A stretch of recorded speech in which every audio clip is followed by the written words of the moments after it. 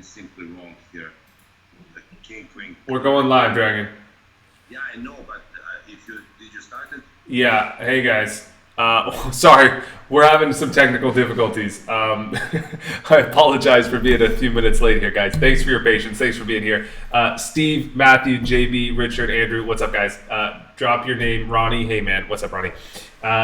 Drop your name and where you're from in the chat, as well as your favorite hand. We are working out a few technical difficulties here. So we're going to fix this. We got Joel here waiting, client of mine. He's been on the show before. We've worked together in the past for my private coaching, and he's awesome. He plays the 5-10 at the Win in Boston. Well, not right now, but he did. And he has a couple hands here we're going to go over tonight. Tech pending. We should get to them. I'm going to take your questions as well. There's a link in the description below to hop on the Zoom call. It's a platform that allows us to talk, and you could pop on the show, ask me questions, and I'll be able to communicate with you guys. Also in the chat, of course, I'll be taking your questions as well. I'll be interacting with you guys, asking questions throughout the show to engage with you guys as well. That's it. We're going to hop right into it. I got the hand in question, one of the hands in question here, and unfortunately I talk a lot, so that's going to give my team about 15 minutes to get the second hand up. Haha. Give us a sec. Joel, what's up, man? How's it going? There we go. You're on the show, man. How you doing today? Good. Glad to be here. Always great teaming up with you. Yeah, this is fun. We've done this before, and it was a good time. And of course, we've worked together too, so that's always fun. So how you been lately? Hanging in there.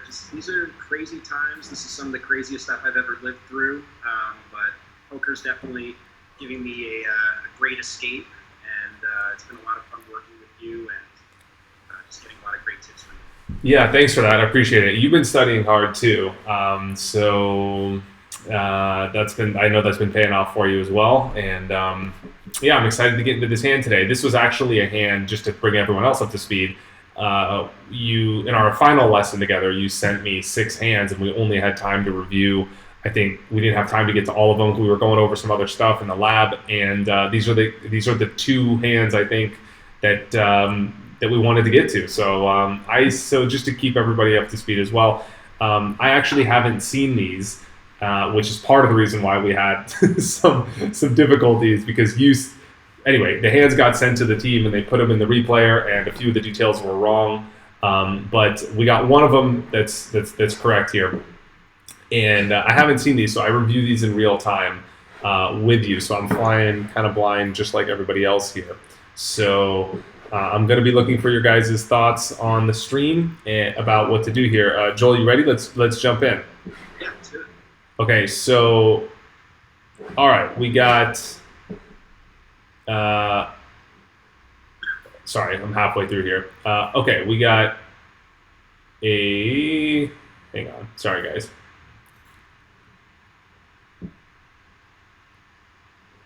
What's going on? Okay. Sorry, we got the Hong Kong dollars. That's from, if you guys saw my last hand of the day, we just put out a hand of the day today as well on the YouTube about one of the most memorable hands I played. It happened to be in Hong Kong dollars. We didn't get the currency switched back over. And so this is US dollars, right, Joel? You played this at the Win in Boston, right? I'm pretty sure. All right. Well, can everyone hear Joel too, by the way? Type in chat. Make sure you guys can hear Joel. What's up, Morgan, Richard? Thanks for being here, guys. All right. So we got a open here to 35 and a call, another call, and we have the King 9 in the big blind. Pretty standard defend here, I think. I mean, this is a pretty great hand to be calling with multi-way. What do you think? Yeah, I'm not going to get out of line here and squeeze. I think just calling, taking the great price from the big blind is the way to go. Yeah, totally. Yeah, totally. So I'm with you. I'm with you on this. And let's dive in. Okay. Joel, check the chat too. My tech is trying to get a question about the last hand. Yeah, got it. All right, cool. So we got the king nine suited. We check. Standard checks around to the button. Everybody checks. Okay, well, that's not the only way we're going to get to see this turn here. Everyone checking around, right? Yep. Absolutely. All right. Ooh, interesting here. So we got second pair, and we are 5 ways. Well, I'd like to know what you guys think in chat. Let me know your first thoughts here in this spot. But before we do, Ronnie has a question about a squeeze being out of line. He's talking about pre-flop. It's not that it's necessarily out of line in the sense that, like, it could be a viable play. It's just not the default play. I think the default play is just a call. So if you're going to raise here with a hand that's non-premium because you sense there's a lot of dead money and you feel like that's a better option than calling, there has to be a reason for it. It has to be because you have some read on the opener, and the callers are weak. But you don't just want to be squeezing here pre-flop and then 4 people call and now you just built a pot out of position with king nine. I would value less my hand and more the situation if I'm going to squeeze here. But I think calling is just the default. So we got a couple different options here. Matthew would lead out. Steve would lead out. It sounds like that's the consensus. Joel, what are you thinking? Yeah, I think it could have gone either way. I ultimately decided to lead out. I didn't get a sense that anyone had much of anything on the flop. So if people didn't have anything on the flop, I will certainly have the best hand on the turn now. And that would mean that it's a good spot to protect my hand and get value from some draws that may call. Yeah, and I'm thinking that too. I'm thinking that it's one of those flops that the fact that everyone checks makes it quite likely that nobody has the 10. Just because it's like not a spot where it's like, ace 3 deuce where maybe someone's checking an ace because there are no bad turn cards for their hand if they have an ace. But when the board is 10-3 deuce, people have a lot of incentive to bet with a 10 because they want to protect their hand. And there's a lot of overcards to that 10. So it makes me think that there's like less likely people have a 10. Like is seat 5 and seat 4 with Jack 10, they're really going to just check it back. I think they're just going to bet and try and win this pot. So the reason I'm hammering on that is because I think that just makes it so much more likely that your 9 is good. Your kicker plays, and so I think this is a bet here for protection and for value. I think there's too many draws. Queen Jack, King Queen, diamonds all have a lot of outs, and I would want to bet for protection and value. I'd probably go 120 and just fire. Yeah, 100, that's fine. Oh, wow, now he raises. That's really weird. So the one guy that, let's just make sure everybody gets out of the way here. Everybody folds, right? So the one guy that I'm actually worried about having a hand, of course, is the initial pre-flop raiser. Because he does have a case for checking the flop with a strong hand. Of course, 10s full. 3 10s is possible. But, even if he had, like, aces or kings, he might check this flop just because he's 5 ways. He wants to see what happens. Maybe looks a little bit trappy. He gets people to overplay a hand. He gets value from some bluffs. He gets value from some like pocket 8s that might stab this flop, and he can either call or raise. So I think that there are definitely some strong hands in his range on the flop that check. And so it makes sense that he could have something. Whereas if seat 4 raised you here on this flop, I'd be a little suspicious. This guy seems like he definitely could have something. The question here is just in live poker, like one of the sort of binary questions I like to ask myself in these spots is it possible that he's bluffing? Like, is it possible that he's going to bluff here? Some people just, and I think a lot of people here just won't have a bluffing range in this spot. They just won't be capable of pulling that trigger. You know what I'm saying? So What was your read on this guy, Joel? I know you play a lot of live poker and you're good at that. What was your read in this situation? This is an experienced professional player. He was playing down for the day. He's actually a 10-20 and higher player. Absolutely has a bluff range here. It's not going to be a pure bluff, but he has a lot of bluffs that have good equity, like straight draws and flush draws. He's also capable of having a good check back range on the flop, so he definitely can have aces here. He can have 10-9 suited, where he took kind of a more passive line on the flop because he doesn't love his kicker to kind of protect his range. So this is an advanced player that I think will have a lot in his range here. Yeah, it's harder against good players because they're going to have some stronger traps, and then they could also have some bluffs. So it's really hard to play against players that have what is called a balanced range, meaning they have strong and weak hands in their range at any time, just because you don't know where you're at.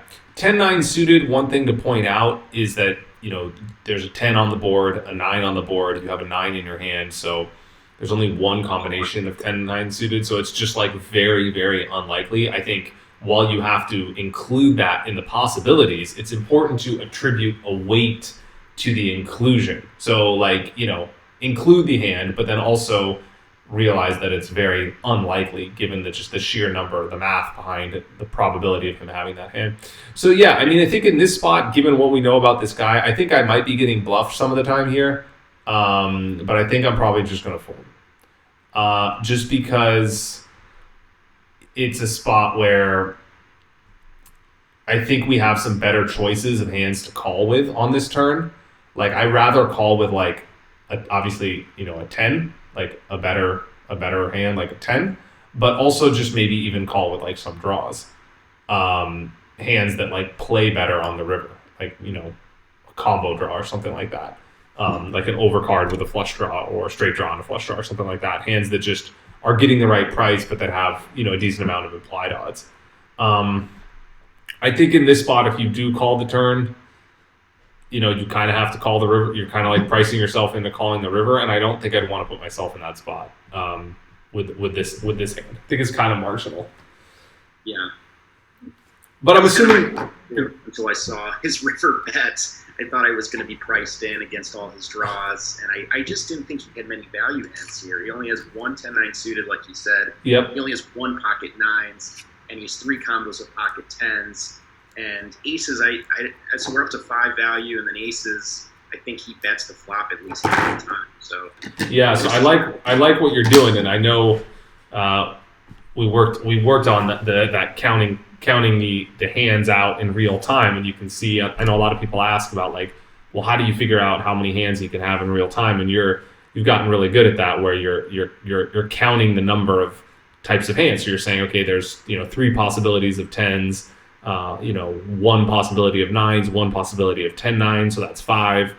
And then, there's maybe 3 possibilities of aces, because he bets aces some of the time.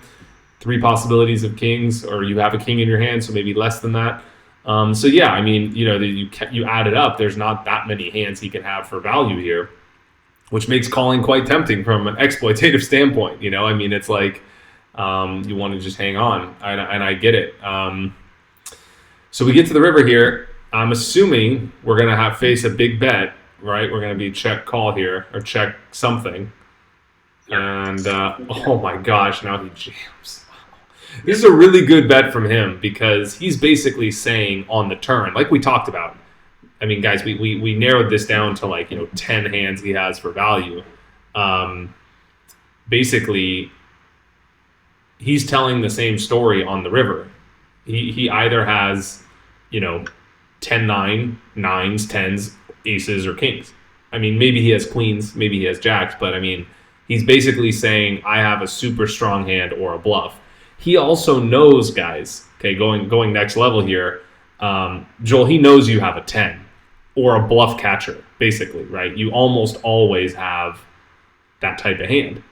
So he puts your most likely hand in a very, very tough spot by betting twice the pot. And if he is bluffing, he wants to apply maximum pressure because he wants you to fold. So both parts of the types of hands he can have benefit from betting big. If he's value betting, he wants to get called. He wants to win the most money possible. And if he's bluffing, he wants to apply the most amount of pressure for you to fold. So it's a pretty good spot for him to bet like this. And it actually, makes me think he just you can interpret what level people are on based on their sizing, and you can infer here that he's probably on a pretty high level because he understands sizing relative to situations. What are you thinking? Yeah, no, absolutely. He's representing a very narrow range, in my opinion, with this sizing. Yeah. I actually discounted a lot of the over pairs for this sizing. First off, I thought they would have bet the flop some of the time, and he still has to worry that I have a hand like ace three of diamonds, pocket twos, nines. He can't get totally out of line with me with the over pairs here, but yeah, I mean he's basically telling me he has pocket tens, one combo of turn pocket nines, or ace three of diamonds, and the very occasional aces that he decides to just go for max value. But I thought he would have sized down to try to get value from a 10 with the aces. Yeah, so I hear what you're saying here on the river, that it's less likely, in your opinion, that he has something like aces or kings or queens or jacks because he would bet the flop some of the time with those hands, and I agree with that. More likely jacks than aces, because aces, doesn't worry about an overcard coming, but jacks is obviously worried about an overcard. So, but still, even aces bets the flop some of the time. But then the real thing is, we could maybe even eliminate aces on the river because of his sizing. So it's like you have two chances to eliminate these types of hands, once on the flop and once on the river. And for those of you, new here or watching, the process that we're talking about here is that, of course, Joel, you're familiar with is the hand range funnel, which is the process of narrowing down your opponent's range based on their actions. And one of the principles of that is if you can eliminate a hand from your opponent's range or the way your opponent's playing, it's gone forever. So the fact that he can't have a certain hand on the flop means he can't have it on the river. And there's a free guide I put together called the Intro to Hand Reading, which walks you through this process and how ranges mimic the shape of a funnel in that they start very wide and they get narrower as a hand goes on. And I walk you through how to do this and apply it to your own game. It's free at the link below, so I encourage you guys to check that out. For more on that, yeah, I mean, in this spot, I also feel like one thing you told me that stands out that I think is worth mentioning here is this guy normally plays 10-20. So when people normally play a higher limit and move down, I think they're more likely to make kind of looser plays that they might not normally make. So I think it makes him more likely to shove here with aces because he's like, whatever, it's, not as much money as I'm normally used to playing with. And he also maybe wants to kind of like try things out or maybe even show off a little bit or just like mess around a little bit more, kind of like, be more stimulated by the game. And to get more stimulated, you have to play bigger. So it's kind of like, if you're used to drinking 6 drinks a day and I give you 3, you're like, all right, give me 3 more, So I feel like it's a little bit like that in the sense that like there's that maybe and it depends on the player. I'm not saying this is true. You know better than me because you're playing with a guy, but like there definitely is that element of certain types of players that will play a more aggressive style in these spots based on that. So I would take that into consideration too. Based on what you know about this guy. Did that come into play at all? Or did you have any history with this guy at all? Yeah, I had a little bit of history. I think everything you're saying is true. He would probably be more inclined to go for a big, thin value bet like with the aces. I think the same holds true for the bluffs as well. Which doesn't help you, right? I mean, you're like, well, what the hell do I do?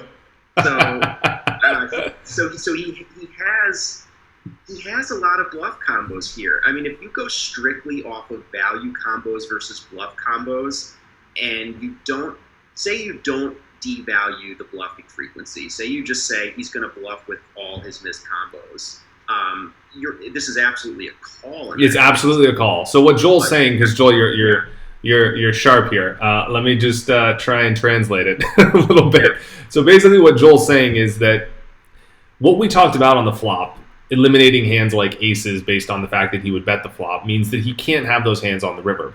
But what Joel's saying, and I think this has a lot of weight, is that if the villain is bluffing, he's going to bluff all the time. Whereas if he's value betting, like with jacks, he's not going to value bet this way all the time. But if the villain has something like queen jack, which there are 4 combos of queen jack, because he's only going to have queen jack suited, so there's 4 combos of that hand, he's always going to bluff the river because he's not going to check this river. He's always going to jam. So what Joel's saying in a nutshell, in a macro high level, is that if he's value betting, he might not value bet this way. But if he's bluffing, he's always going to bet big. So you have to include all of his bluffs, but you don't have to include all of his value. And that skews the odds in your favor because you're including more bluffs than you are value. And so from a math standpoint, there's going to be enough bluffs here that you're going to get the right odds to call. Without going into the math and the pot odds and the equities versus ranges, that stuff is for the lab. But this is going to be a call. Like, you're going to have the right price, I think, because there are enough bluffs you could come up with. I mean, look, we talked about him having 8 value hands. We can easily find 8 bluffs. He can have queen jack, that's 4.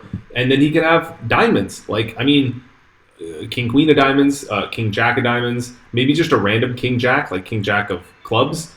He can have ace 4 of diamonds, ace 5 of diamonds. Maybe he has a random ace 4, like ace 4 of spades.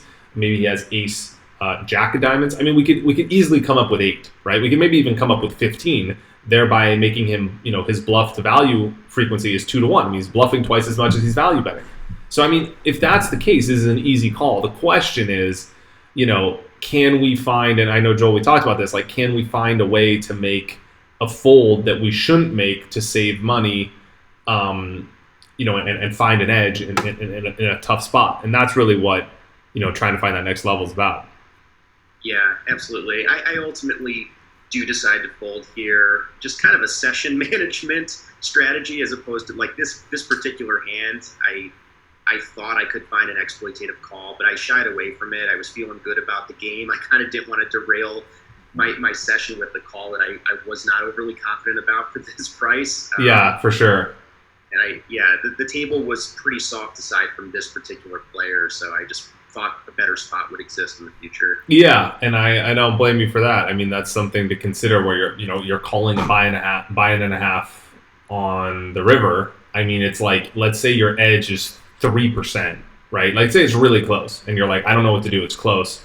My edge is maybe 3%, maybe 5%. I mean, you're making 5% of your call, or 3% of your call. Is it really worth it? I mean, it might be worth it, but if it's a buy and a half, you might want to err on the side of caution. So I think when facing these like huge bets, I think it makes sense to err on the side of caution in these spots. Some great comments here from shout out Matthew saying with overpairs he'd be worried we have 4-3 of diamonds or ace-3 of diamonds, and I think that's what you were saying too, Joel, and it's true. Like, if he's worried we have a 3, or even maybe worried that we have a set, like maybe we have, pocket 3s or pocket 2s or pocket 9s, he's less likely to value bet aces. So, and Matthew is on the next level, says unless he has ace-ace with a diamond, meaning if the villain has aces with a diamond, he knows that we can't have ace-3 of diamonds. So it makes it less likely we have a strong hand. So that's kind of splitting the difference there. There's some more advanced levels you can always go to in hands like these. And it's interesting to explore that. Yeah, so I don't blame you for folding here. I think I would just let this go into the turn, though, because it's like, we get the best river possible. And, I mean, it's not a 9 or a king, but, we get the best river possible. We're still check folding. And, it's probably just better to fold the turn at that point. You know what I mean? Yeah, absolutely. I went with my live read on the turn. I was planning to call a normal size bet, and then when he 2x'd the pot, I decided against it. Yeah, I know, right? It's like one of those spots where, sorry guys for the camera, it's one of those spots where you're like, okay, I'm going to call this and call a blank turn, and a river, and then you're like, I changed my mind, he's not bluffing.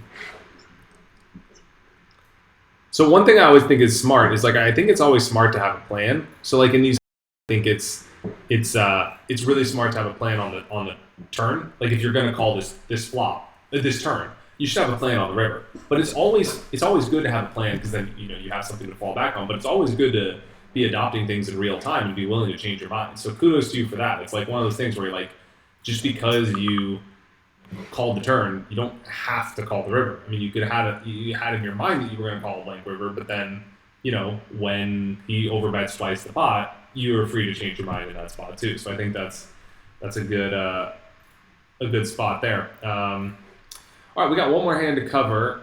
It's not going to be the one you want, and I'm really sorry we didn't get it up in time. But we do have a second hand here, and hang on, let me pull it up, guys. Give me 1 second. All right. And guys, I'm going to be taking your questions too here, so hang tight at the end of the call.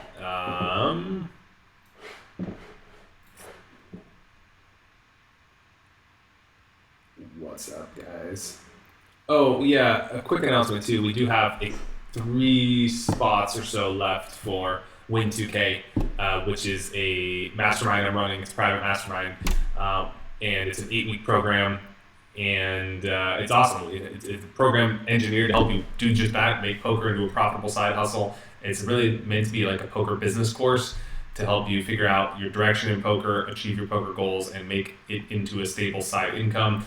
We have a community that you can join, and you're going to have access to me, a conscious poker coach, and members of the community, as well as a course curriculum and a lesson with me as well. So it's a really awesome opportunity, and if you're interested, check out the link below. You can apply for that. And let's see, hold on, let me pull up this hand. All right, hope this works here. Yes, I hope we got the details fixed, because I know you said we had one of the graphics or one of the cards wrong. Again, we're playing US dollars, not Hong Kong dollars, so forgive us for that. But hang on 1 second. Let me pull up the chat here so I can see where everybody is. Okay, there we go. All right, Ronnie, Danny, Mark, Richard, I see you guys. What's up? All right, let's go. So we're playing deep stack. These games play pretty deep at the win. You always find yourself in some interesting spots here. Absolutely. Yeah, so we raised 30, pretty standard. Villain 3 bets. Oh, so I'm sorry we're showing the villain's cards. That kind of is a little bit of buzzkill. But like I said, we ended up a little bit late with these hands here, so I'm sorry we get the graphics there. So we'll try and analyze it without the results and not be results oriented. But so why did we decide to flat call here? This particular villain is capable of 3-betting really light. Even from the big blind in a spot where you would think a player will just take the good price and move to a flop, he's pretty aggressive, and he's played a lot higher stakes than this, and I kind of wanted to keep his bluffs in, and sometimes the best way for me to kind of combat his late street barreling is to take a hand that has a really good chance at making a good top pair and hold on for dear life. So that's kind of what I went with for Ace King. I know he's not going to make many calling mistakes. If I 4-bet, he's probably just going to fold all his bluffs, but he will make some severe barreling mistakes if I flat and hit a pair. I actually like that. I think the standard play is to 4-bet. I think like the book correct play is to 4-bet. Because you have a very strong hand, the positions, top of the range, the whole thing, right? I think it's a standard like book play, but I actually like the call here, and the reason is largely what you said. I think against aggressive players that are capable of barreling, you have to think what's going to happen on various runouts. And so one of the runouts that you're hoping for is just an ace high board or a king high board, or a blank board with an ace or a king on the turn. And in any of those situations, he's going to assume that you never have ace king, or even unlikely that you have like a big ace like ace queen, because a lot of times you're going to 4-bet with those hands. So what's that mean? What is he going to do on those boards? Well, if he sees a board that he has an advantage on, meaning it's more likely he has a strong hand than you, and he's that type of player, and he has a large amount of bluffs, well, he's probably going to bluff on those boards that favor his range, that are boards that he thinks you're going to fold on because you never have anything good. So the way to make money in poker is basically do the opposite of what people think. And if he never expects you to have anything good, then it's a great situation to allow yourself to have something good on these ace high or king high boards on the flop or the turn. So I actually don't mind the call here. And I think you had the right logic, which I think is the most important. This is obviously an example of one of those boards where, like, he's never going to assume you have a very strong hand. If you had pocket aces, you would 4-bet preflop. Pocket kings, you'd 4-bet preflop. Ace king, you'd 4-bet preflop. So the only real hands he's worried about you having on this board are, like, specifically ace 7 suited or pocket sevens. So he just assumes you never really have, a really strong hand here. Is that what you were kind of thinking? Exactly. Yeah, you hit it spot on. Yeah. I'm going to get rolled on a lot here. Yeah, so I think he's just going to barrel this board often if he has, queen jack, queen 10, jack 10, even a random bluff like what he has, which we don't know what he has, guys. So keep that in mind. We don't know what he has, but 10-8 suited, 10-9 suited, they're all just going to bet because this board favors him. So I would just let him bet here. And I think a lot of people here would be tempted to raise on this board. But I think if you think about our logic preflop and what we're trying to accomplish, we're trying to get value from his bluffs. So what do his bluffs do if we raise? They're just going to fold. So I think the best way to get value from his bluffs, I'm assuming he c-bets the flop here, guys. I could be going on a tangent about nothing. I'm assuming he c-bets the flop here. The way to get value from these bluffs, guys, is not to make it 450. 450, you only get value from hands that have a calling range, like ace-queen. But you're going to get value from ace-queen anyway. If you call the flop, you're going to get value from ace-queen on the turn anyway. So I think the best play is just to call here and keep his bluffs in the pot. Let him pick up equity on the turn. Let him turn a gut shot. Or just let him just barrel. If he has a gut shot, maybe he has queen-jack. He has all that he needs to fire 3 streets. So yes, he has 4 outs. Yes, he's going to fold if you raise and you're going to deny equity against those 4 outs. But those 4 outs are only going to come 10% of the time. So who cares? 90% you're going to win. I'm simplifying, but that's the idea here. So you want to cater to, I see so many people that are so worried about taking a bad beat that they like give up the opportunity to win a big pot. But I think you have to play to the probability, and the probability is that you're going to win this hand almost always if you flat here. So I would take the risk, the calculated risk of letting him see the turn for free and see the river for free. Well, not for free, he's going to bluff, but see these cards without a raise. Is that what you were thinking too? Exactly. Yep. All right, so far so good. Guys, let me know your thoughts in the chat too. I see people saying 5-bet. I don't even know how 5-betting with no 4-bet. Hold on, I'd have to read. I see people like the flat call. I see people don't like the flat call. That's the beauty of poker, guys. That's why we're here. I appreciate everybody's opinion. And much love. All right, let's check out the turn, see what's going on. I'm assuming it's going to be something. Oh, it's something. This is an interesting card. I mean, now you're really only worried about queen 10, right? So there's only 4 possibilities of queen 10 that he can have. So I mean, yes, he can have you beat now. I mean, obviously he can have aces or kings, but I'm talking about this turn improving him to a hand that was better than yours. You're really only worried about queen 10 here. But it is a good turn in the sense that A, if he has any hearts, he's going to bet.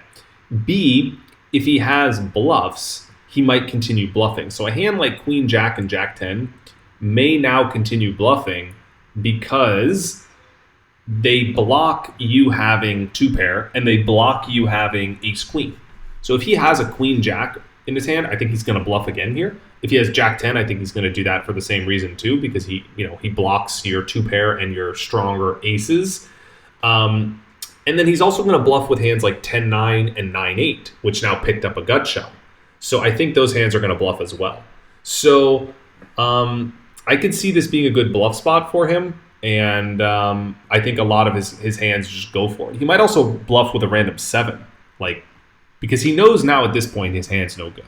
If he has a 7, let alone 7-8 of hearts, but I mean, just like 7-8 of spades, he might just decide, I mean, I'd rather have queen jack than 7-8, but he might just decide, you know what, you don't have enough strong hands here, and he's going to go for it. So I expect a bet here again. Yeah, he bets pot.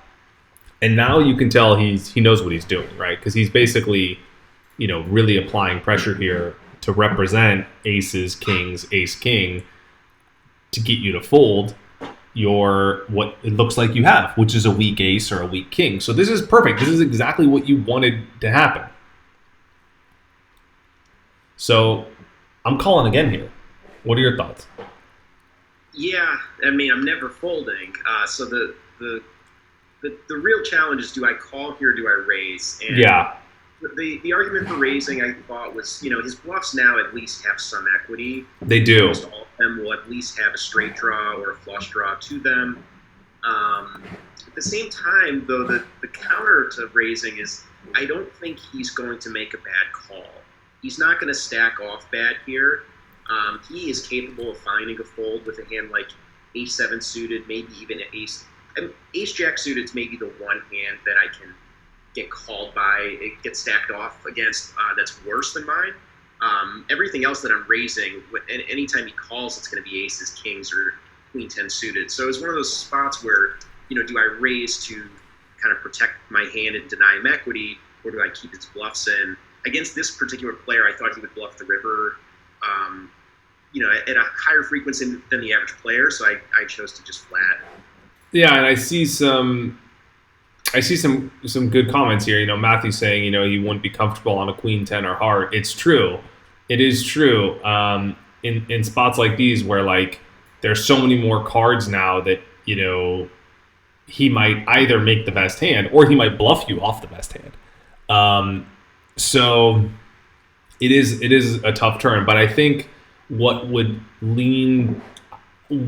sway me one way versus the other would be the fact that if I raise, I'm never getting called by worse. So basically the only thing I'm doing by raising is denying equity, whereas every time I'm never getting called by worse. So like I don't get value from any of his bluffs, whereas by calling I get value from all of his bluffs. And so it's a calculated risk on the turn. I like it less than the flop, but I still think I like a little more calling. The other reason I like calling, guys, is we're talking a lot about, we're sitting here in the first person looking at what we want to accomplish with our specific hand. But what we have to think about here when you're formulating a plan is you have to formulate a plan for all of your hands, not just this specific situation. You have to think about what your range mostly does here. And what our range mostly does here is call. So if we have other hands in our range, like ace queen, ace 10, maybe king x of hearts, maybe jack 10 or queen jack, I'm probably not going to peel with those hands, but for sure a weak ace, maybe even ace 7, maybe king jack. All of these hands, guys, want to just call the turn. They all want to just call the turn. So it makes sense to call the turn with strong hands to protect our range when we have weaker hands. So from an overall game strategy, not just this one hand, but an overall strategy, I think this is a good call. And that's largely what I'm thinking about when I'm playing against these good players that I play against often or in some of these big games. I'm thinking more than just what do I do this one hand, right? Like a get rich quick scheme here with this one hand. I'm thinking about what is my long-term strategy. And I think that becomes increasingly important as you move up in limits, as you play against better players, as you play against same players often. So I like the call here. Alec, what would you do if villain did not have a river bluff frequency? If he never bluffed the river, I would probably jam. The river. Then I would jam. Against a different opponent, I might raise the turn if that were the case. Yeah, if so he's never bluffing the river, I would jam. Because the reason is because if he has you beat, you're going to lose anyway. Because your hand is too strong to fold. So you're going to lose anyway on the turn, the river, to him if he has you beat. So your EV, your odds of winning versus him are neutral, whether you jam or call. Because if you jam and he has you beat, he's going to call. If you call and he jams the river, you're going to call. You're going to lose all your money regardless. So you're basically not getting any value from his bluffs, and you're only giving him a free card when he has equity. So I would deny that equity by raising. But because I think, based on what you said, that he is capable of bluffing this river, I would want to realize my profit against his bluffs and just call. Because there are a decent amount of bluffs he can have, guys. He can have queen jack, he can have king queen, he can have king 10, he can have jack 10, he can have some random hearts, he can have 10-9. I mean, these are all bluffs that he can have.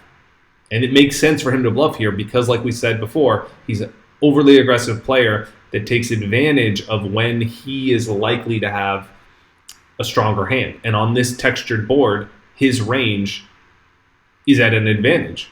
He's likely to have more of this board than you based on the pre-flop strategy. So I would let him play into that. I'd give him that rope. You know what I'm saying? Absolutely. Yeah, so one comment before we go any further. Ronnie says we are at the absolute top of our range. Top of the range means best hand we can have. I would actually respectfully disagree. I think that we can have queen 10 here, guys. I think we can have queen 10 suited. We raised in the cutoff. We got 3-bet. We're going to call. If we flop a gut shot with a backdoor flush draw, remember, 3 out of the 4 queen 10 combos have backdoors. Queen 10 of hearts, queen 10 of spades, queen 10 of clubs. Those hands are all going to call the flop. So we're going to have queen 10 here some of the time. Not likely, but some of the time. So we can have a better hand here, but it does, Ronnie is right in the sense that we are near the best hand we can have. We can also have pocket sevens, guys. So, I mean, there are a few better hands that we can have, but not many. What a brutal river here. Let's see what happens. Oh my God, that's so brutal. Oh my gosh. Oh my gosh. I don't even want to think about it. I just want to go home. I want to go home. Guys, what would you do in the chat? Like, seriously, no bullshit. Seriously, what would you do? Like, double serious. If it was your money, 118 big blinds, $1,180 US. When you can't see his cards, guys, what would you do? This is really tilting. Oh, man. I mean, so I guess let me start with, like, what are you thinking here, Joel? What are you thinking here? You're in the damn hand. Step one is just to overcome the initial tilt of this run out. Our whole plan has worked up until this particular card, and it's like one of those, man plans, God laughs sort of thing. Yeah. It was kind of brutal. At the same time, I'm thinking that this is a hard board for him not to at least have a pair or some sort of decent showdown value that I know he's capable of turning into a bluff, but I mean, if he has 2 pair, if he has queen jack, if he has king queen, if he has, I mean, he can have a lot of these hands where he would check the river if he had showdown value because he at least has a pair or even 2 pair. Yeah. So that really holds me up from making a big call. And another thing that holds me up from making a big call is that my range looks like I have at least 2 pair here. I mean, I have ace jack, I have ace queen pretty clearly. I can have ace 10.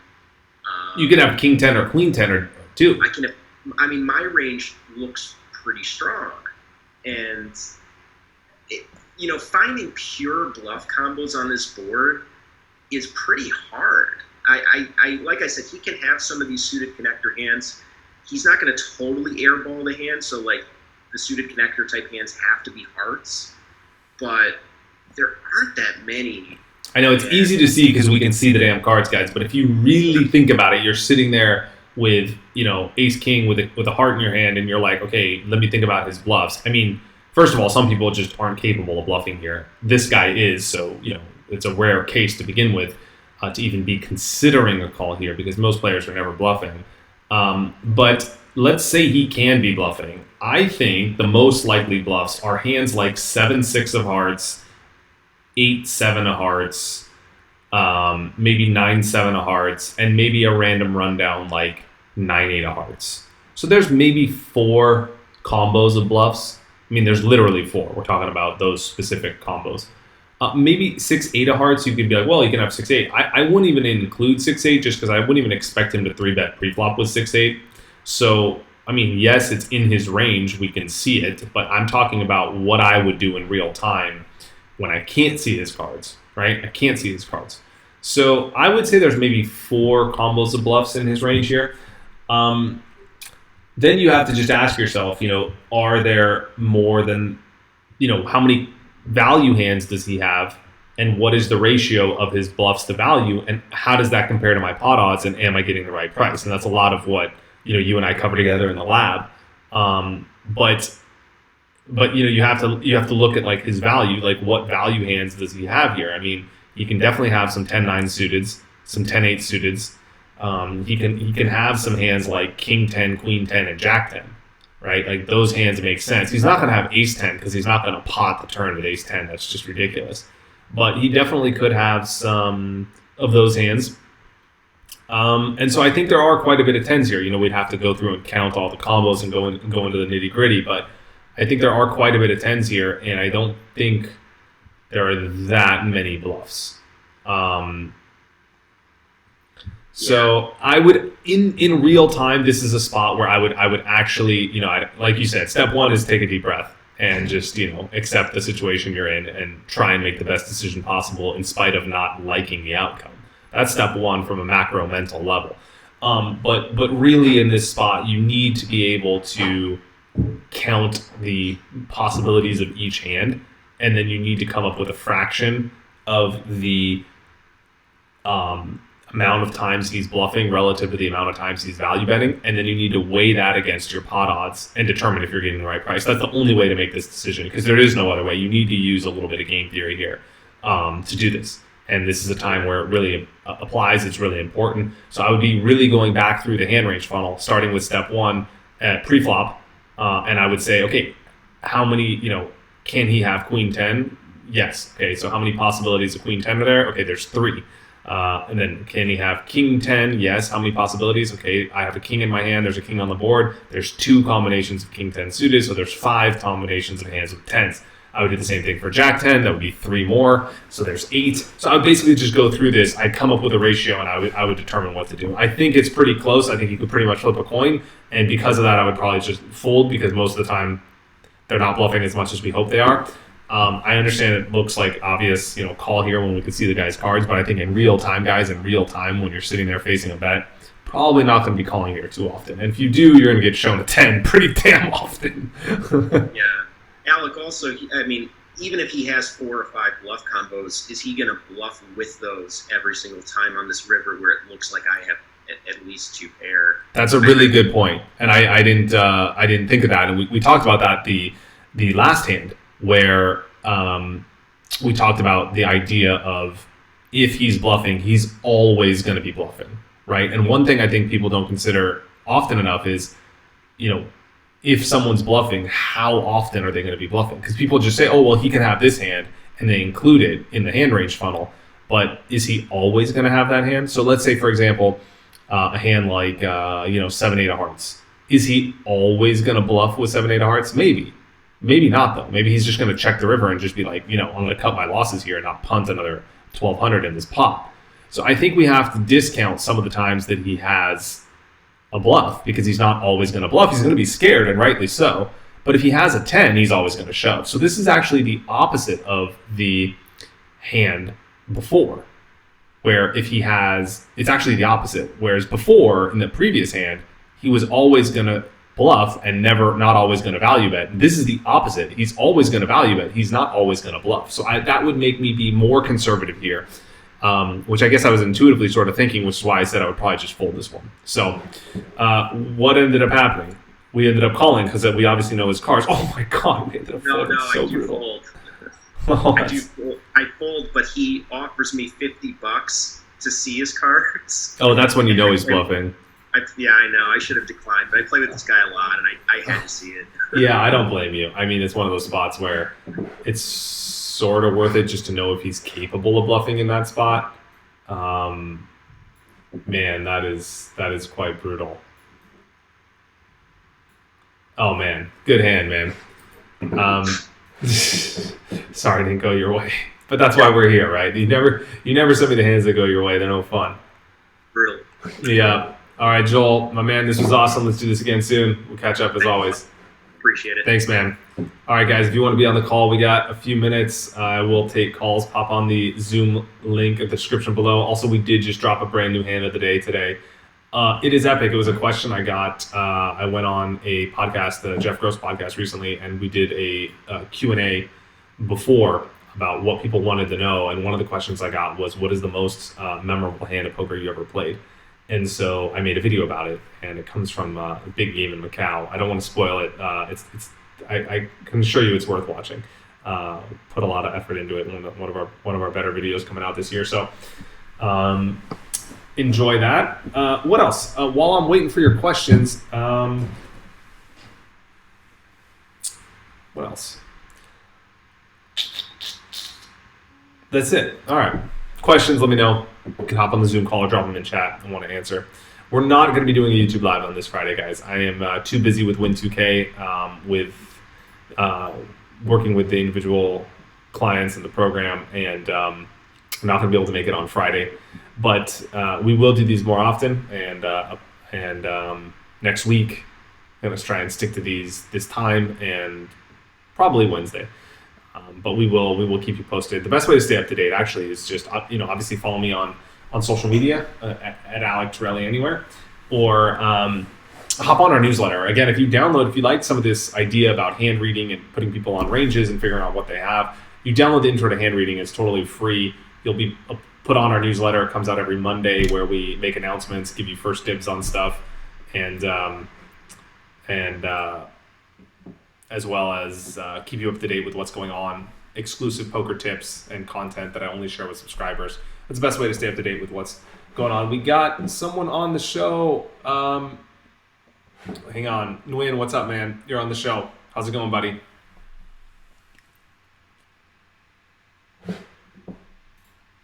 Hang on. He's coming on. You there? Yeah, I'm here. Sorry, my...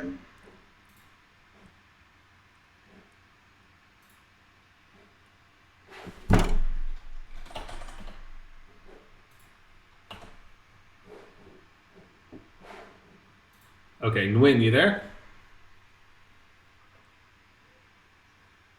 Hello? Whatever. Yeah, no. All right.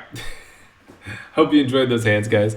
Man, if you have hands you want me to review, reach out to me. I got an email here I'm going to drop in. I think it's HOTD@consciouspoker. You can send me your hands and we'll pick the best ones and have you guys on the show. We'll reach out to you guys if you guys want to be on the show as well. We can do a live sort of hand review coaching session on All In With Alec. So that's definitely something to do. I think it's can we get that dropped in the chat here? I think it's HOTD@consciouspoker.com to send your hands to, but we'll get that dropped in the chat. It's also the link in the description below as well if you guys want to send me hands. But that's it, guys. I hope you enjoyed this. We'll be back. Much love, everybody. Stay safe in quarantine. Peace, love, and social distance. And we'll do this again soon. You guys are awesome. Thanks for your support. Connect soon, guys. See ya.